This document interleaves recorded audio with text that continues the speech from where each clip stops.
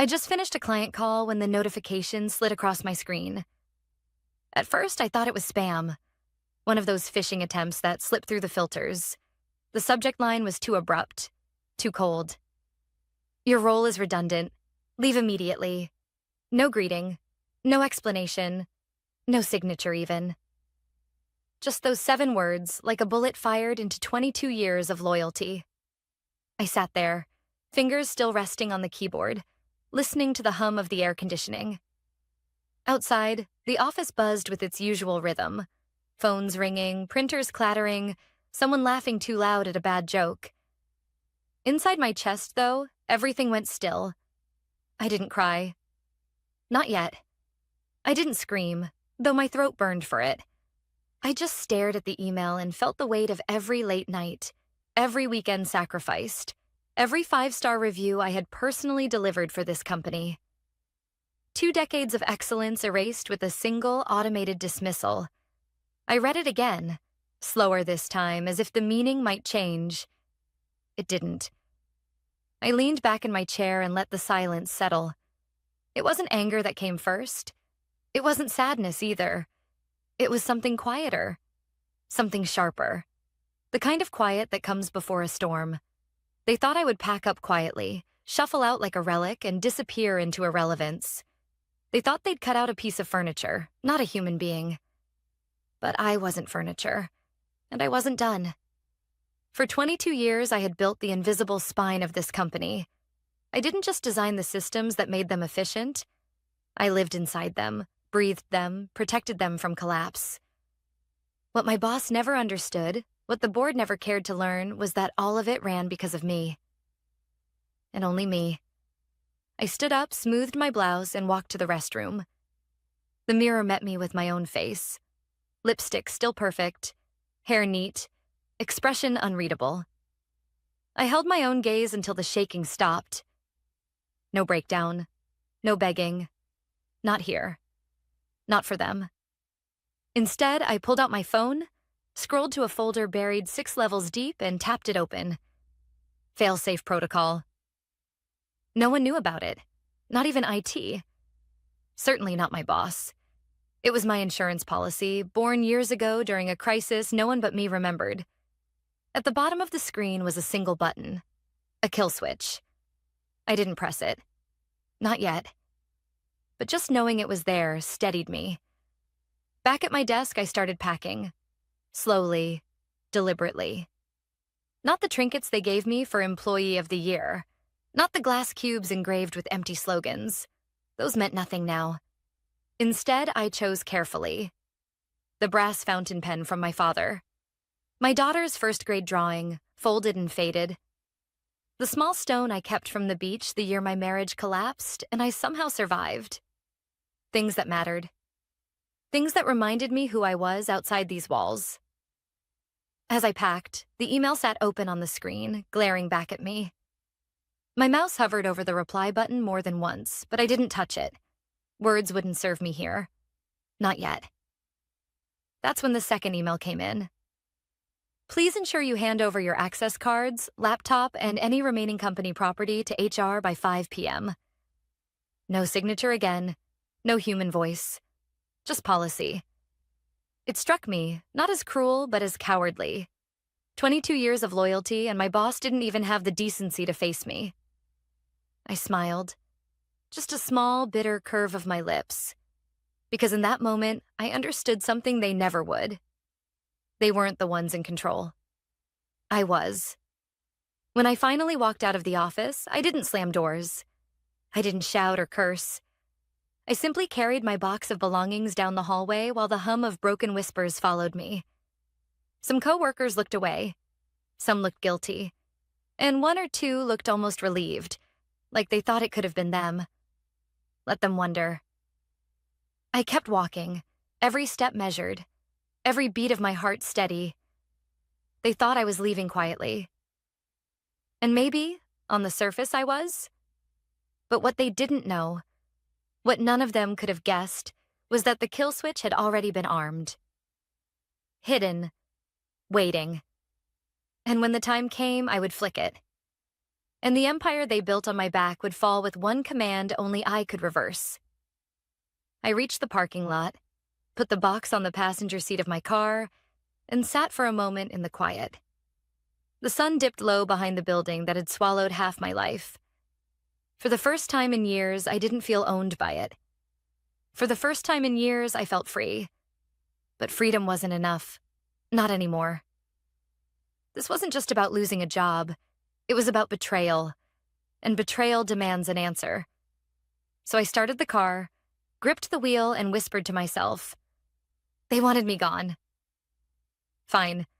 But they're about to learn what redundant really means. I didn't go home right away. Instead, I drove to the waterfront.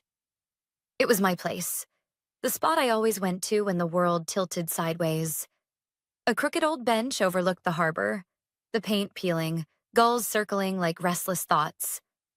I sat there with my box of belongings beside me, and the company's email still burned into my mind. Redundant. A word meant to describe broken furniture or outdated software. Not people. Not me. I breathed in the salt air and let the silence wrap around me.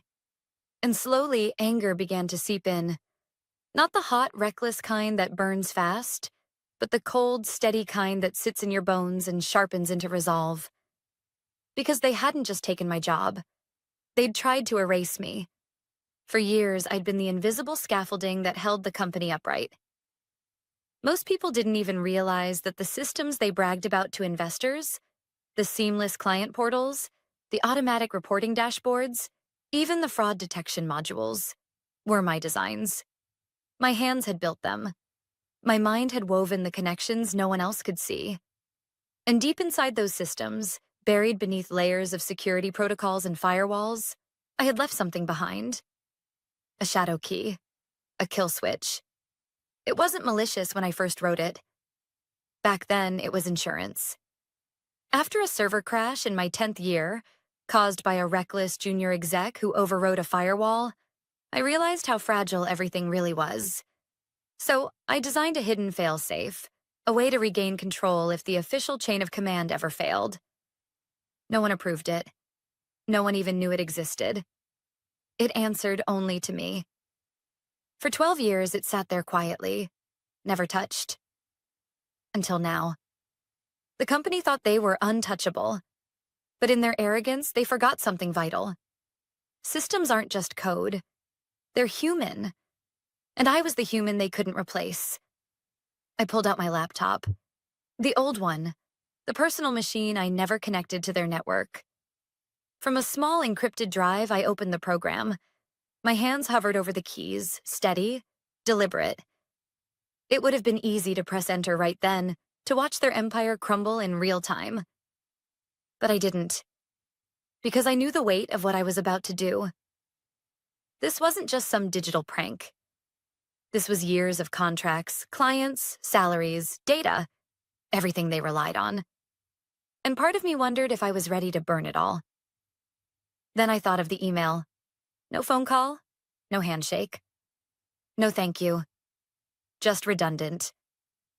After 22 years of loyalty, they had discarded me like a paper cup. My jaw tightened. Yes, I was ready. The first step wasn't dramatic. No alarms, no flashing red screens. Just a quiet command line window, plain white text on black. I entered the password, one I'd memorized years ago. A combination of my daughter's birth date and the initials of my father, the man who taught me how to survive in a world that often wanted me small. Access granted. 2 words that sent a shiver through me. I typed in the sequence slowly, deliberately. Initiate failsafe. The cursor blinked once, then a message appeared. Confirm Y or N. I pressed Y, and just like that, the pulse began.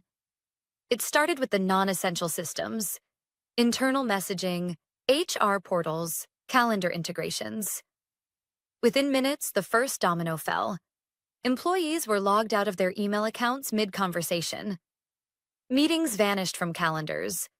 Then came the bigger hits. Procurement servers froze, the analytics dashboard returned error codes, and automated invoices looped endlessly in draft mode. I pictured it in my mind, floor by floor, like lights shutting off in a skyscraper at dusk.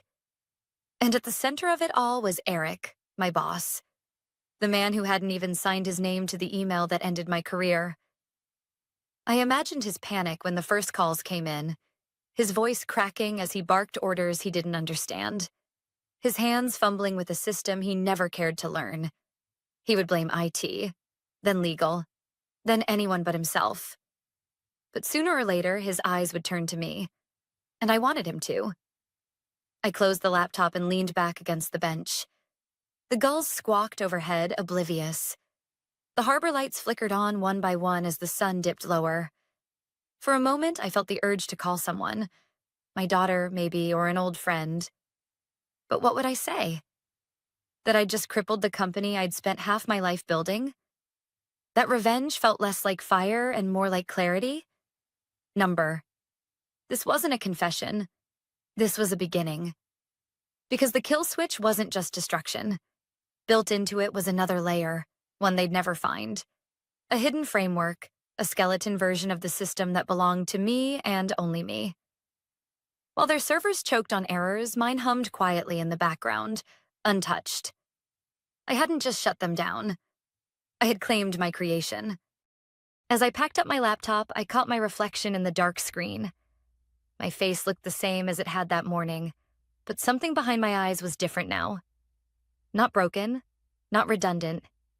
Awake. The phone in my pocket buzzed. First once, then again, then a flood of vibrations. I didn't need to check to know who it was. The company, my boss. Panic already spreading like wildfire. I smiled faintly. Let them sweat. For the first time in years, I wasn't on their clock anymore. Now, they were on mine. The first calls came within the hour. At first, I ignored them. Unknown numbers, company lines, legal, even Eric's personal cell. I let them ring out, one after another, until my phone was nothing but a restless hum on the table beside me. But then a message slipped through from an old colleague, Anna, the only one I trusted even a little. It was short. What did you do? The whole building is down. I read it twice. My hands didn't shake. I felt steady, as if I'd been waiting for this moment longer than I cared to admit. I didn't reply. Instead, I opened my laptop again and pulled up the diagnostics. I had designed the fail-safe like a tide. Silent, inevitable, impossible to stop once it began. The dashboards on their side would show chaos. Servers blinking offline, core applications timing out, financial databases returning error after error. But on my side, it was clean. Every process logged, every mirror intact. My private framework was running smoothly, and I realized something as I watched the little green bars tick along. I wasn't nervous anymore.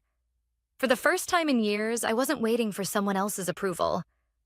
I wasn't anticipating Eric's smirk or the board's dismissive nods. I was free.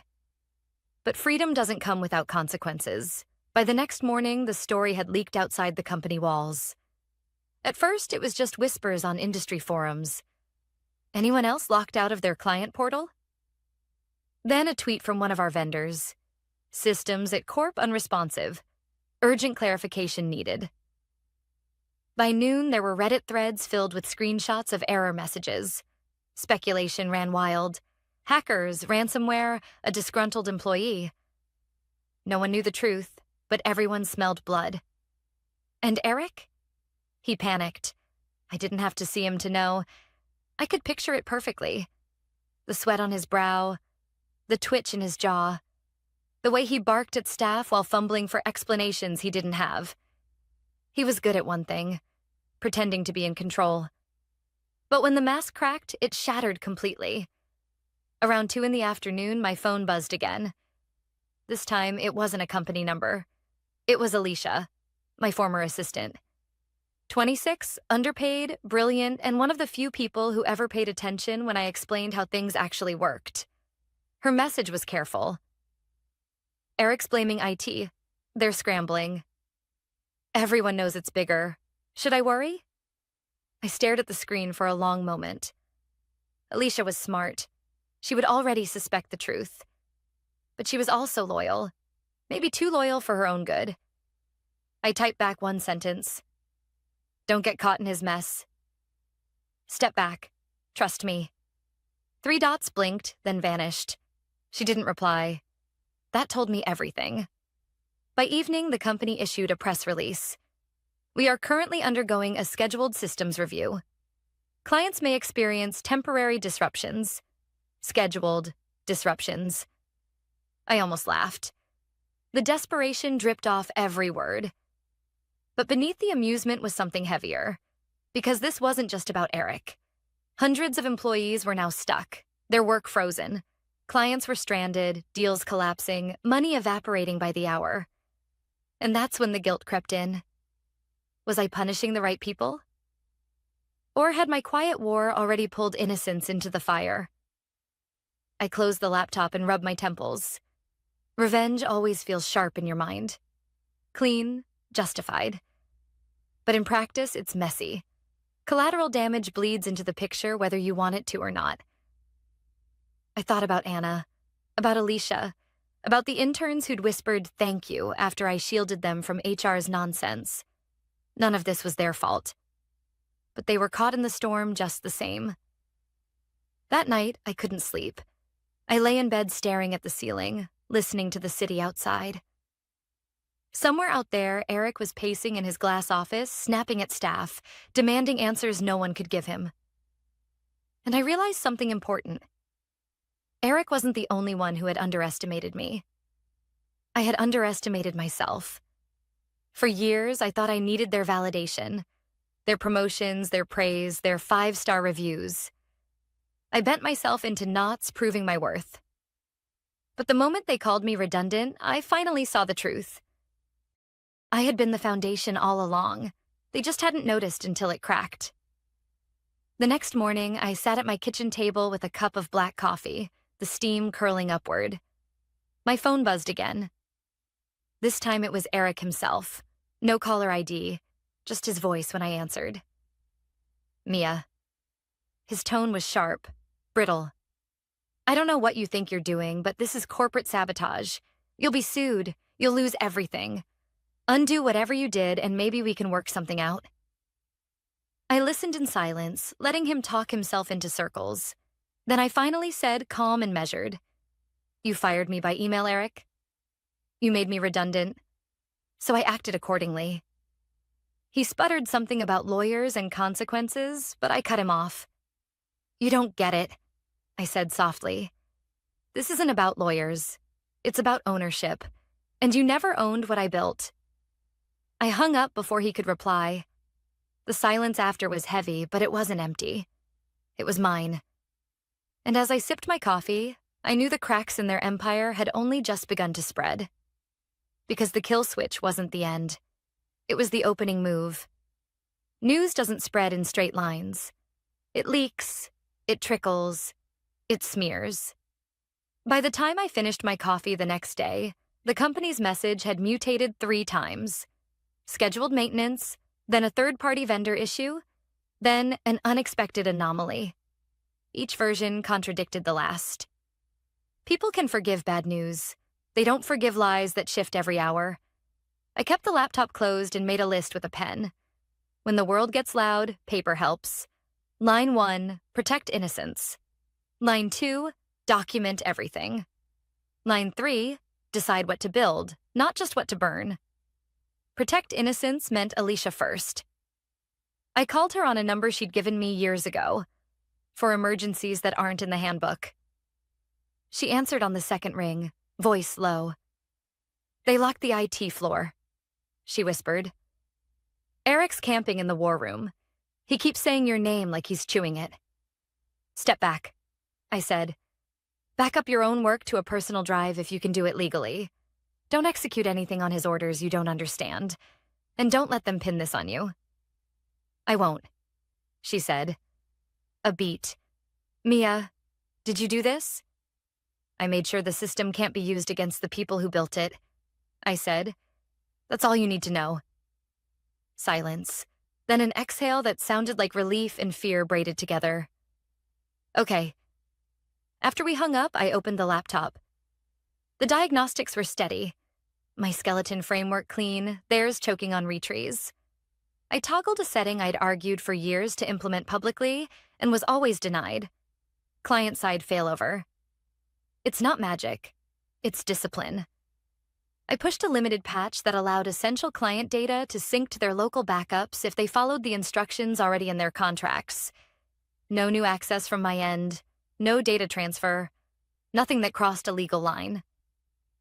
Just a green light for systems they already owned to do what they were designed to do.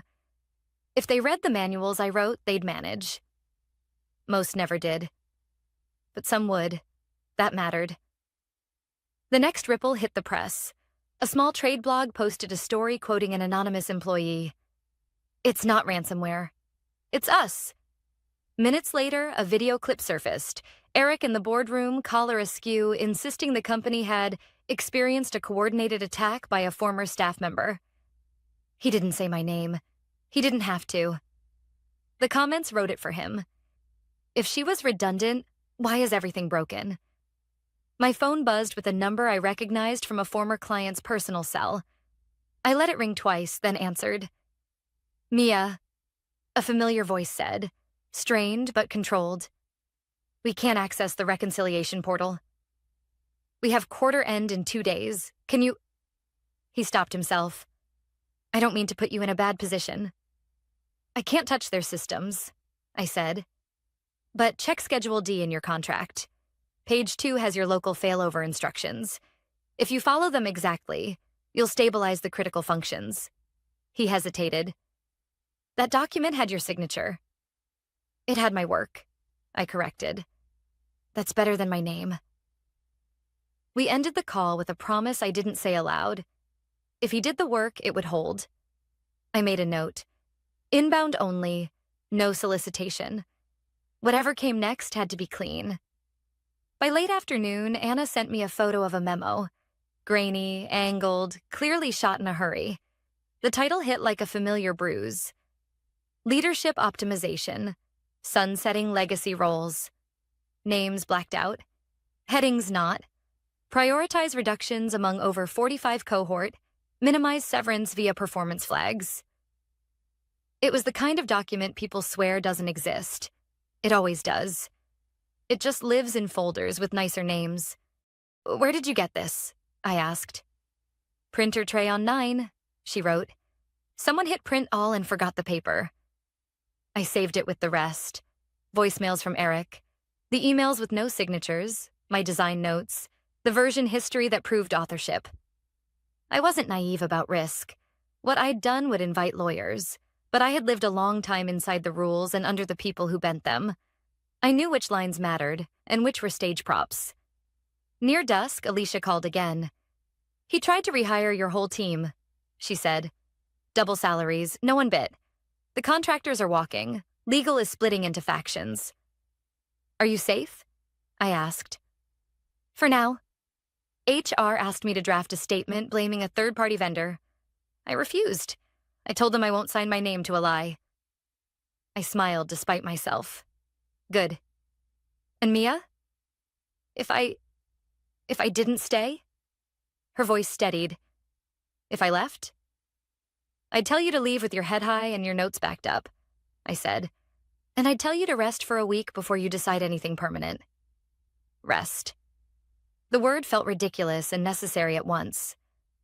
When we hung up, I opened a folder on my desktop I hadn't touched in months. The name was plain. Harbor. Inside were the building blocks of what I'd never been allowed to propose. Clean architecture, modular, transparent, with client-side autonomy baked in and vendor lock-in legislated out. Not a product, not yet. A promise. I'd started it the night after a board meeting where Eric had called my design too principled to monetize. I remember laughing alone in my car at how that sentence contained its own indictment. I registered a domain. I paid for a mailbox. I messaged a lawyer I trusted, the only one who'd ever told me no to my face and meant it kindly. I asked for a consult about non-solicits and IP boundaries. I told her I wanted to build something that didn't require anyone to sign away their spine. Then I took a breath and did one more thing. I drafted a short message to 3 clients who had my personal number for emergencies. I didn't pitch. I didn't gloat. I wrote, "Check your contract's failover section. If you need help understanding it, I can walk you through the language as an independent consultant." That was it. Clean lines, no crossings. Guilt still flickered at the edges. People I cared about were caught in a net I'd thrown. I knew that. But I also knew I hadn't created the net. I'd inherited it, patched it, strengthened it, and been rewarded with an email that treated my life's work like clutter. I closed the laptop and stood at the window. The city was a grid of small lights, each one a person trying to keep something standing. Systems are human. That was the message no one ever wanted to fund. Build as if people matter, and you build things that last. Pretend they don't. And the first hard win shows you what you've really made. My phone buzzed one last time before I slept. A text from an unknown number. "Are you accepting private contracts under a new entity?" No name. Just a question that felt like the start of a bridge. I didn't answer yet. I stared at the blinking cursor in the message box and pictured water, the bench, the gulls. Burn or build. I had done enough burning for one lifetime. Tomorrow I would choose. The morning after, I woke up without an alarm for the first time in years.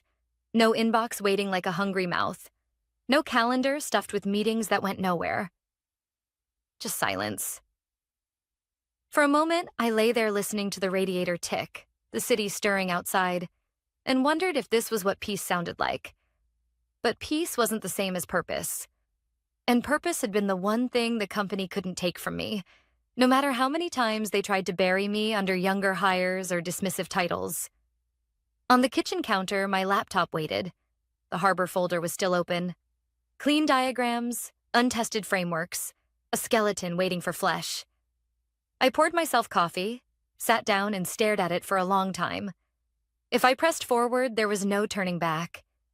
It wouldn't just be a side project. It would be the thing. My thing. And I was old enough now to know that mattered more than another plaque or another 5-star review. By mid-morning, Alicia called again. Her voice was steadier than yesterday. "I walked out," she said simply. "How do you feel?" "Terrified. Free." Both a pause. "What now?" I thought about lying, about telling her to find something safe and quiet. But Alicia wasn't built for quiet. She was sharp, disciplined, the kind of mind I'd once been before years of corporate erosion dulled the edges. "What now?" I said, "is up to us. I'm building something new. Not another company that chews people up and spits them out. Something that stands because people stand together. Do you want in?" She didn't hesitate. "Yes." That was the first brick. Word spread faster than I expected. 2 of the contractors I'd quietly advised during their own layoffs reached out. A legal consultant who had once beaten us in arbitration sent me a message. "If you're building, I want to help keep it clean." I didn't recruit. I didn't post job listings. People simply came. Not many, but enough. And every single one of them had scars. They weren't chasing prestige anymore. They wanted dignity. Meanwhile, Eric's empire collapsed in real time. Stock dipped, then plummeted. Clients jumped ship. The press unearthed that memo about sunsetting legacy roles, and the outrage practically wrote itself. Reporters tried calling me, but I declined every interview. I didn't need to explain myself. The truth was already written in their ruin. One evening, Anna sent me a clip of Eric on a live stream. He looked 10 years older in a week. His jaw was tight, his hair unkempt. "A rogue employee has sabotaged us," he insisted, voice trembling. The comments tore him apart. If she was so redundant, why is everything broken? Sounds like you fired your backbone, genius. For once, I didn't feel vindication. Just pity, because Eric never understood what leadership meant. He thought it was control. But leadership, real leadership, is trust. And no one trusted him anymore. Weeks passed. Harbor grew quietly, carefully. We onboarded our first client. a mid-sized firm that had been burned too many times by vendors who treated them like numbers. We promised them transparency, not perfection. And when the system worked exactly as designed, clean, stable, resilient, they sent me a thank you note that simply read, "You made us feel human again." That one line meant more than 22 years of plaques ever had. Then came the hardest call of all. My daughter. She'd followed the news. Of course she had. She was old enough now to understand what redundancy meant, but young enough to still believe in fairness. "Mom," she asked carefully, "did you really shut them down?" I thought about lying, about protecting her from the messier truth. But then I remembered every bedtime story I'd told her about bravery and honesty. "Yes," I said. "I built their systems, and I stopped them from using them against people like me." There was a pause. Then, softly, "Good." My throat tightened. I didn't cry, but I felt something shift, like a weight I'd carried for years had finally lifted. Looking back, the email that ended my career was the cruelest kindness I'd ever received. If they hadn't forced me out, I might still be there, grinding myself into dust for people who saw me as a number on a balance sheet. Instead, I discovered what redundancy really meant. Not being unnecessary, but being irreplaceable in ways they never recognized. Eric tried to erase me. The board tried to erase me. But I wasn't gone. I was here, still building, still standing, and finally doing it on my own terms. One night, I returned to the waterfront bench where it all began. The kill switch, the decision, the silence. The gulls wheeled overhead, and the harbor lights shimmered on the water. I sat with a notebook, not a laptop, and wrote one sentence at the top of a blank page. Build as if people matter. That was the message. That was the blueprint. And as I closed the notebook and looked out over the water, I realized something I hadn't felt in years. I wasn't angry anymore. I wasn't redundant. I was free.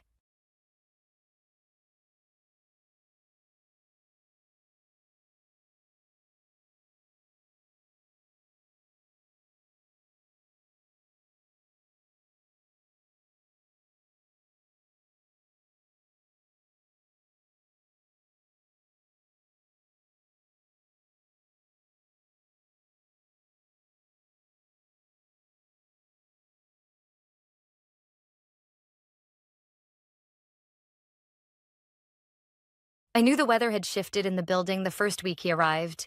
Not the air conditioning, the weather. Conversations went hushed at the ends of hallways. People learned to say innovation with their teeth clenched. He was Carter Langley, CEO for Now's son, a man who wore his father's last name like a bulletproof vest and a quarter zip like a coronation robe. He called me Lisa, the way some people say assistant, even though I'd been director of operations and risk at Wardline Dynamics for 15 years. Our founder, Elias Ward, used to call me our hinge, the quiet piece everything swings on.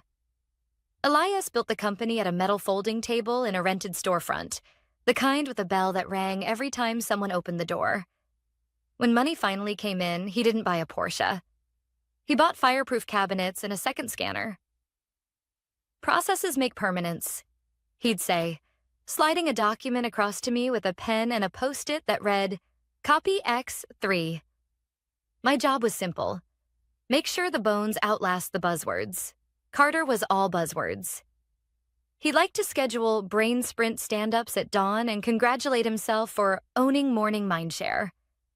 He wanted to sunset anything that didn't sparkle on a slide. The first week, he converted our wiki into a Slack channel called Carter's Notes. The second, he hired his college roommate as head of culture velocity.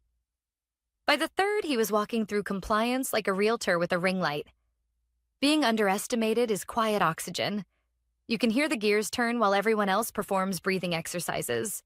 I watched him replace competence with charisma and charisma with caffeine. I watched good people move their framed certificates into boxes, and I started opening drawers that hadn't seen daylight in years. Elias and I had written things for days like this. Not for enemies, for amnesia. Families forget where the engine is when the hood ornament is shiny enough. Deep in our governance binder, in plain English and 3 signatures, lived a clause people had joked about as the ghost lock. It wasn't a joke. It had teeth. Carter didn't notice my calendar permissions narrowing or how HR started emailing me summaries instead of memos. He didn't notice the notary stamp on my desk. He didn't notice that every quick change he pushed was quietly mirrored into a private archive labeled Foundational Controls, Ward. He didn't notice much at all, except his own reflection on the boardroom glass. He noticed me at 7:58 a.m. He was waiting in Conference B with an HR manager and a brand new ceramic mug that said, "Monday is a mindset." He smiled the way people do when they've practiced in an elevator mirror. "Consider yourself history." He laughed, and even his laugh had product in it.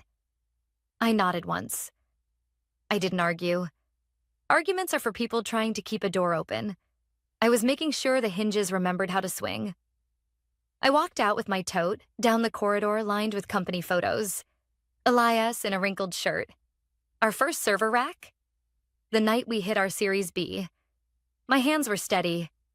My mouth tasted like copper. In the car, I did the ugliest thing I'd allow myself all week. I breathed out a sound that didn't have a word. Then I opened my banking app, deposited the final paycheck, and let the timestamp settle on the screen like a weight clicking into place. Carter thought firing me would be a clean break. He'd forgotten that clean breaks are a medical term. Bones, not people. I drove 2 blocks, parked by a FedEx, and walked into the notary's office that knows me by first name and favorite pen. The envelope was already prepped. A cover letter, a certification log, and 1 page printed from a scan I'd made in 2016 and rescanned every 3 years like clockwork. The notary read the first line, blinked, then looked up at me the way pilots look at thunderstorms. She didn't ask questions. She stamped. Paper doesn't blush, paper doesn't flinch. The courier met me on the sidewalk. A woman with a high bun and a messenger bag that had seen more boardrooms than some executives. I handed her the envelope, checked our delivery protocol one more time. General counsel only, signature required, no substitutes, and watched her take off toward Wardline's glass facade. I didn't go home. I crossed the street to the little coffee shop with the sticky tables and the perfect burnt smell, sat by the window and opened a legal pad. I wrote 3 lines. Termination, executed. Funds, received. Notice, in flight. People imagine revenge as heat. It isn't.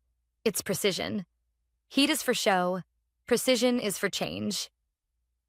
Through the glass, I could see Carter in the lobby, phone in hand, grin turned up to maximum. He looked like a man promoting a cliff as a new way to continue walking. Upstairs, the board was gathering for their routine meeting, the one that always started too early to be useful and always ended too late to be honest. Waiting for them was our general counsel, Marla Shu, a woman who reads contracts the way botanists read forests. 30 minutes after I'd been made history, the courier stepped into the boardroom. Security let her in. Legal protocol does that for certain deliveries. She passed the envelope to Marla. Marla broke the seal, scanned the first line, and slid the letter across to Carter's father, the actual CEO, pallor already an inch lighter than the paper. He read. His lips moved once. "You just triggered the founder's reversion clause." He whispered. Silence eats rooms differently when it knows it's being watched. From my window, the building didn't move. But I could feel the pressure change, the way a door thumps shut 3 floors away. Power is not who talks the loudest at 7:58 a.m. Power is who knows which sentence still counts at noon. I didn't smile. I didn't celebrate. I circled a word on my pad. Continuity. People think these stories are about revenge. They're not. They're about remembering what you promised a company before someone tried to rename it Carter's Notes. The strange thing about silence in an office building is how it leaks. You don't need microphones or bugged walls. You can feel when something shifts upstairs. Phones stop ringing. Shoes stop echoing on tile. Even the barista in the cafe across the street paused when she saw the courier walk through the revolving doors with that envelope. She poured too much foam into a latte, eyes fixed on the lobby like it might catch fire. From my corner seat by the window, I sipped bitter coffee and pretended to write notes while the truth was already spilling in slow motion 3 floors above. Marla, the general counsel, wasn't a woman easily rattled. She once stopped a merger dead in its tracks by asking one question about indemnification. For her to slide a paper to the CEO without a word meant something tectonic had cracked. Carter had no idea. He was still pacing the ground floor, grinning at his phone, probably drafting another Slack announcement about streamlining legacy weight. He stopped at the reception desk, tossed the intern a wink, and adjusted his cufflinks like the whole building was an audience for his debut. The son of the CEO, the heir to a title he'd never earned. When I joined Wardline Dynamics, none of this glass and steel grandeur existed. We were 10 people in a rented office above a nail salon. The servers ran hot enough to warm the whole floor, and I used to bring popsicles in July just so the interns wouldn't melt. Elias, the founder, kept receipts for every expense in a shoebox and called me his second set of lungs. "Lisa, you breathe structure into chaos," he once told me. I laughed then, embarrassed, but it stuck. That was before the board grew hungry, before Elias's health faded, before Carter's polished loafers clacked their way into the conference rooms. I stayed. I stayed because someone has to protect the bones when the paint starts peeling. Inside, I could imagine the scene. The board sitting in their usual half circle, half of them barely awake, the other half watching stock tickers on their tablets. And then Marla breaking the seal, the weight of her silence filling the air. The CEO, Carter's father, reading the first line, the blood draining from his face. They wouldn't know right away what it meant. Not all of them. Corporate law is written like a hedge maze. But Elias and I had written the reversion clause so plain, so unavoidable, that even a distracted executive could recognize the teeth in the words. Termination without board approval. Automatic reversion to founder's trust. Successor named in sealed directive. Simple. Brutal. I tapped my pen against the legal pad. This wasn't revenge, not in the cinematic sense. I hadn't stormed into the boardroom or raised my voice. I hadn't written any anonymous exposés or leaked scandals to journalists. All I had done was keep a promise. Elias's promise that Wardline Dynamics would never be eaten alive by bloodlines instead of backbone. My phone buzzed. A message from Patrice, my old assistant. Just 3 words. "What did you do?" I didn't reply. Not yet. By late morning, the building was breathing differently. Security guards walked faster. Executives whispered in pairs by the elevators. Even from across the street, I could see the change. People not meeting each other's eyes, hurrying between rooms like carrying invisible fire buckets. Carter was nowhere to be seen. My guess? Upstairs, trying to charm his way past Marla with buzzwords about modernization initiatives. That's the thing about charm. It evaporates under fluorescent lights when the paperwork is stamped. Around noon, a second courier arrived. This one wasn't mine. Likely from the board's outside counsel, a firm so dry they made sandpaper look glossy. They didn't come for flowers or pleasantries. They came for files. And files meant time was already running. I closed my eyes for a moment and thought about Elias. He hadn't wanted his company to become a dynasty built on entitlement. He'd wanted it to be a machine that could outlast him, a structure stronger than the personality at the top. "Paper doesn't care about names," he used to say. "It only cares about signatures." And signatures, I had plenty. By mid-afternoon, my phone buzzed again, this time from an unknown number. The voicemail that followed was Carter's voice, its edges fraying. "Lisa, hey, look, we might have gotten off on the wrong foot. There's been some chatter, legal stuff. Maybe we can talk? Just give me a call when you can." I played it twice, not because I needed to hear the words, but because the tone mattered. Gone was the smug certainty of, "Consider yourself history." What replaced it was the sound of a man realizing history doesn't delete so easily. I didn't call back. Silence is its own reply. When the office lights began to glow against the evening sky, I packed up my pad, left a few coins on the table, and stepped outside. The air smelled different. Electric, like the hour before a storm. Revenge stories often end with a single explosion, a dramatic reveal, a public fall. But in real life, it's slower. It's the steady cracking of foundations. It's the quiet shuffle of lawyers in conference rooms. It's the way a man who thought he owned the morning suddenly finds the night watching him instead. As I walked to my car, I thought about the message in all of this. Not just for Carter, but for anyone who believes inheritance outruns competence. Power borrowed is never power kept. And arrogance is a poor substitute for permanence. Tomorrow would bring louder voices, maybe even shouting. But today was just the silence between floors. The kind that tells you something irreversible has already begun. The next morning, the air outside Wardline Dynamics felt heavier, like the building itself knew it was carrying a secret. I parked across the street again, coffee in hand, and watched the revolving doors spin as employees trickled in. Most of them didn't know yet. They came with earbuds in, coffee cups balanced on folders, keycards ready. Business as usual, except it wasn't. Inside, Carter had his work cut out for him. He might have been the CEO's son, but the board wasn't made up of his fraternity brothers. They were veterans, some cautious, some ruthless, but all allergic to risk. And risk is what the reversion clause spelled in 12-point Times New Roman. I could imagine the scene. Carter striding into the boardroom, quarter zipped halfway, hair gelled within an inch of its life, acting like he was about to pitch a startup to investors. He probably thought if he kept talking fast enough, he could outpace the paper. But you can't outpace paper. I didn't need eyes inside to know the timeline was already eating him alive. Marla, our general counsel, would have spent half the night combing through archives, cross-referencing compliance logs, making calls to the trust executor. She was thorough. She'd confirm what I already knew. The clause was valid, reaffirmed in audits, notarized, and ready to bite. By 9, my phone buzzed again. Another voicemail. This one shorter. Lisa, call me. Please, he was starting to understand.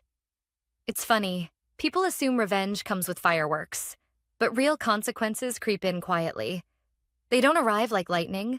They spread like cracks in concrete, silent, unstoppable, until the whole structure groans.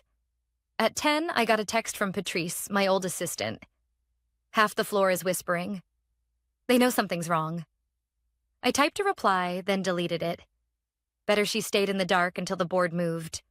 Loose words ruin clean cuts. Instead, I jotted notes in my pad. Voicemail 2. Desperation clear. Internal whispers beginning, cracks visible. I closed my eyes for a moment and remembered Elias again. He hated nepotism more than anything. A company isn't a family, Lisa.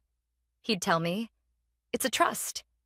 You borrow the keys from the people who came before you, and you earn the right to pass them on. Bloodlines don't earn keys. Work does. That's why we'd written the clause. Not as a sword, but as a shield. To keep the company from being gutted by arrogance. By noon, news had started leaking. A small tech blog posted a headline. Wardline and governance dispute. Sources cite legacy clause. It was vague, barely 3 paragraphs, but enough to rattle investors. Stock dipped 2% before lunch. It wasn't free fall, but it was a tremor. I could only imagine Carter's face when he saw that headline. He loved articles when they praised him, hated them when they hinted he wasn't in control. The kind of man who'd call PR in a panic, demand a press release, and forget that lawyers don't let you spin what's already in motion. Another text came through, this time from an unknown number. He's blaming you. Says you planted this. I almost laughed. Planted. I hadn't planted anything. I'd just watered what Elias and I had buried years ago. Around 3, I got another voicemail. The third one in 24 hours. His voice cracked this time. Lisa, I don't know what you think you're doing, but you can't win this. My dad won't let you. The board won't let you. Just call me back, okay? Before this gets worse. before this gets worse. That line stuck with me. He still thought there was a lever he could pull, a way to make this go away. He didn't understand that the lever had already snapped in his hand. As the sun dipped behind the skyline, the building's lights flickered on. I watched executives shuffle out, their faces tighter than yesterday. No laughter, no casual waves. Just people walking faster than usual, as if the air inside had grown thinner. When I got home, I didn't pour wine or celebrate. I heated leftover soup, sat at my desk, and opened the file labeled Continuity Package. Inside were scanned copies of every notarized page, Elias's original notes, and my logs. I reviewed them like a pilot checking instruments before a long flight. Not out of doubt, but because routine steadies nerves. This wasn't about winning. Winning implied ego. This was about structure, about proving that permanence comes from process, not pedigree. Before bed, I listened to Carter's 3 voicemails one more time. The arc was clear: smug certainty, then forced calm, then cracks in his voice. I deleted the first, saved the second, and the third? I played it twice, then archived it in a folder called Echoes, because tomorrow the storm would break louder, and Carter needed to learn what Elias always knew. You can laugh at history, but history doesn't laugh back. By Thursday morning, the building looked the same from the outside. Glass catching the sunrise, employees scanning badges, delivery vans lining up at the curb. But from across the street, I could sense it. The rhythm was gone. People walked in with heads bowed, conversations clipped. The silence had teeth now. Carter hadn't called overnight, but the board had met late. I knew their habits too well. If lights burned past midnight on the top floor, it wasn't about quarterly reports. It was about survival. And survival meant lawyers. I bought a coffee, sat at my usual window seat, and watched.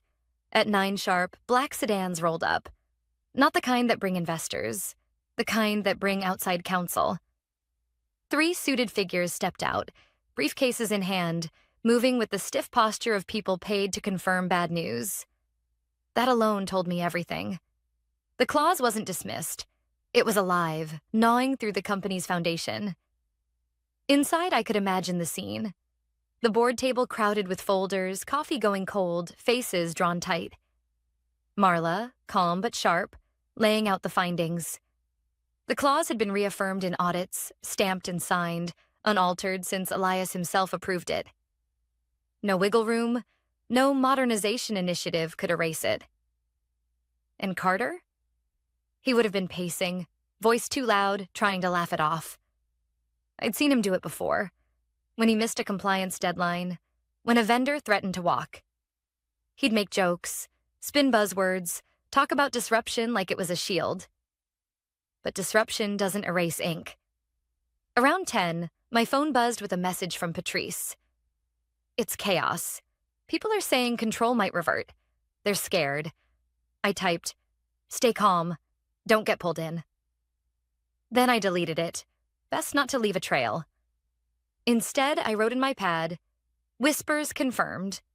Fear spreading." By noon, the market noticed. A major outlet picked up the story. Wardline faces leadership uncertainty. Legacy clause at center of dispute. The headline was everywhere within hours. Stock slid 6%. That's when panic stops being internal. That's when investors start calling, asking why a billion-dollar company is being tripped up by something written in 2009. I could almost hear Carter's voice rising in that boardroom. It's ceremonial. Symbolic. We sunset those documents years ago. And Marla's cold reply, steady as a scalpel. No, Carter. We sunset templates, not governing documents. At 3, another voicemail hit my phone. His voice was brittle now. "Lisa, look, we can fix this. Just talk to me. My dad's furious. The board's turning on me, but if you'd just, I don't know, withdraw whatever you filed, maybe we can work something out." Please, he said, please. It struck me how quickly power changes flavor. Just days ago, he'd smirked across a conference table and called me history. Now he was pleading into a voicemail like a man clinging to a cliff's edge. But this was never about clinging. It was about continuity, about honoring Elias's belief that permanence comes from structure, not bloodlines. As evening fell, the building lights flickered on again. From the street, I saw groups leaving earlier than usual, faces pale, lips pressed tight. Someone was crying by the revolving doors, an assistant, clutching a half-empty box. That told me Carter was making desperate moves, firing people, trying to reassert control. But desperation only accelerates collapse. At home, I opened my continuity package again. Checked every page, every signature, every timestamp. The documents were airtight. Elias had trusted me to safeguard them, and I had. The process was doing the work now. All I had to do was wait. Before bed, I listened to Carter's latest voicemail. I didn't delete it. I saved it in the same folder as the others. I wanted the record. Not for revenge, but for proof. Proof that arrogance always bends when faced with structure. That night, I dreamed of Elias. Not sick, not fading, but sitting at his folding table again, receipts in a shoebox, sleeves rolled up. He looked at me across the table and said the same thing he used to say when systems worked. Good. Now it can last. And that's when I knew. Tomorrow wouldn't just be cracks. Tomorrow, the whole boardroom would fracture. The morning the clock ran out, the street looked ordinary. Trash truck groaning past. A cyclist arguing with a taxi. The cafe doorbell sticking on its second ring. Ordinary is a good disguise for turning points. It keeps the crowd from noticing until the hinge has already swung. I took the same seat by the window. The legal pad came out of my bag out of habit more than need. The work had been done days, years ago. Ink layered over ink, signatures nested like scaffolding. I wasn't nervous. I was attentive. It felt like waiting for bread to rise. You don't yank the oven door. You trust the recipe. Across the street, security escorted a courier through the revolving doors. Different bag, same posture. Protocol never performs. It just proceeds. I knew where she was going. Top floor, long hallway, the boardroom with the two cold vents and the view executives pretend not to stare at during tough meetings. She would hand the envelope to Marla. Marla would open it with the same small blade she used for everything. Then the room would get very, very quiet. I didn't go in right away. I gave it time to breathe. 15 minutes later, my phone lit up. Unknown number, short text. Please come upstairs.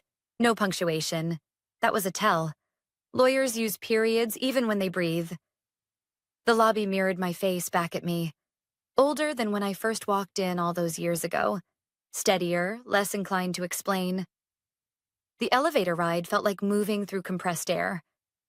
On the top floor, the receptionist stood as if her chair had decided not to trust gravity anymore.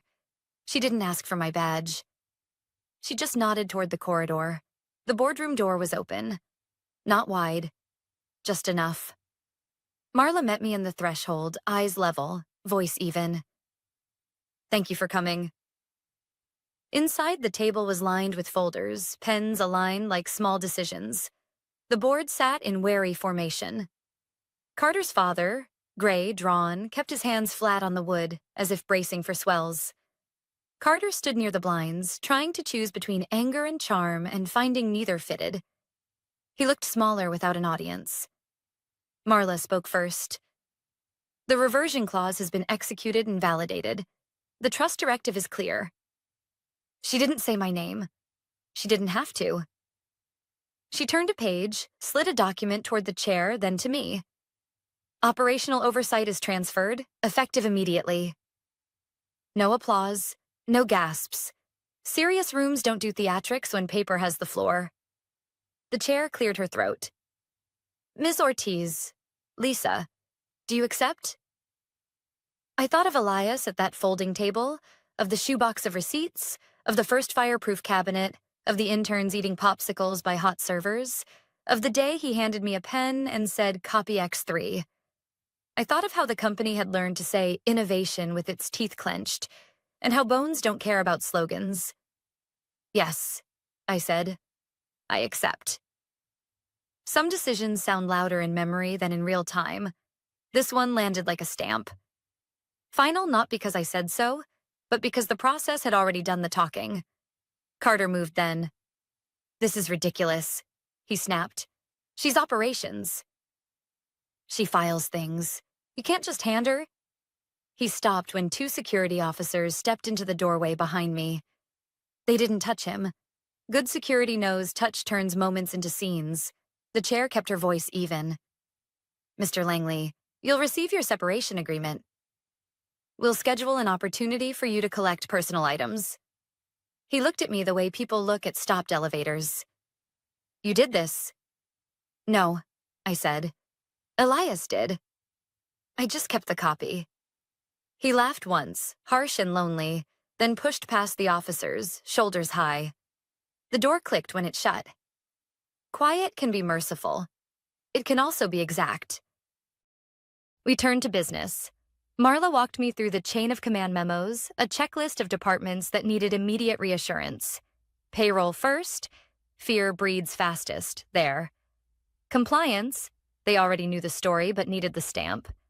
Customer accounts, money comms, and finally the all-hands message. I had a draft ready. It wasn't grand. It said what mattered. At the head of the table, I plugged in a drive. The dashboard flickered to a company-wide banner. Steady hands, clear eyes. We honor our founders' safeguards and our people's work. Continuity over noise, systems over slogans. If you keep the ship running, you are seen. If you build, repair, reconcile, or serve, you are the future. No signature line. No victory lap. The message was the signature. The chair nodded. We'll minute this, she said to the secretary. To me, you'll need an interim team. I'll pull from the bones, I said. People who know where the screws are. On my way out, I paused by the framed photo wall. Elias, young and stubborn. The first server rack with a fan aimed at it like a prayer. The night of Series B when we ordered pizzas and someone forgot plates and nobody cared. None of the pictures were staged. That's why they still worked. Downstairs, I asked security to hold the elevators for a minute. Then I wrote 3 emails. To payroll. Your work holds families together. Nothing changes about your schedules or approvals today. If someone pressures you to sprint, route it to me. To compliance. Thank you for keeping receipts. Meet at noon. Bring questions and the audit log. We'll close loops. To the whole company. We owe you clarity and time. You'll get both. Bring your lists. We'll solve boring problems first, because boring problems make tomorrow possible. Outside, the air felt lighter. Not triumphant. Just aligned. I walked to the cafe. The barista looked up like I'd stepped out of a rumor. Is it okay? She asked. It will be, I said. We're going to fix the unglamorous things. That's how companies survive. Back in my car, I opened the folder on my phone labeled Echoes. I listened to the first voicemail. Consider yourself history. And then to the last, please. I deleted them both, not out of mercy, out of maintenance. You clear what doesn't serve the structure. People love a revenge story because it feels like heat. But the real lesson is colder, kinder. Build processes that outlast pride. Keep the receipts. Protect the quiet workers. You can fire a person at 7:58 a.m. and post a victory gif at 9, but noon still belongs to the paperwork and to the people who respect it.